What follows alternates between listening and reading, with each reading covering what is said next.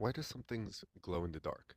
I went mini golfing with my family a few days ago, and they had one of these dark rooms, and a bunch of the stuff were glowing, like they're bioluminescent or something. But the truth is, it wasn't bioluminescence, it was something else, but quite similar.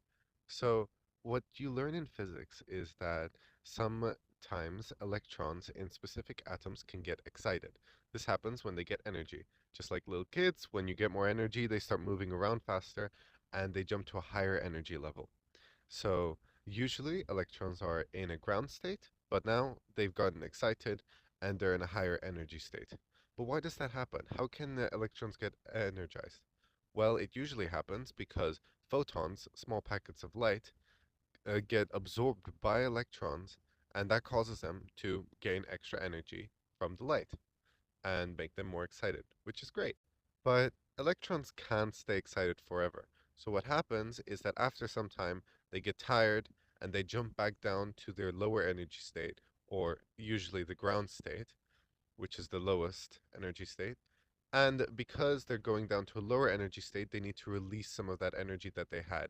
And they'll do that by emitting another photon. So after absorbing some light, after some time, they start to emit light as well.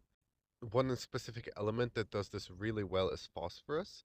So many phosphorus compounds are used inside of the paint and the coatings that are made in the equipment that we can see in the mini golf course. And there are phosphorus compounds inside of other things too, like my pants in the video, or also your teeth, which you can see in the pictures. Another interesting thing is that the light here is specifically purple. Now that's because for visible light, purple has the most energy out of all of the lights, and red having the least. So they would have to use purple lights to give the electrons enough energy in order to get excited than if you use red light.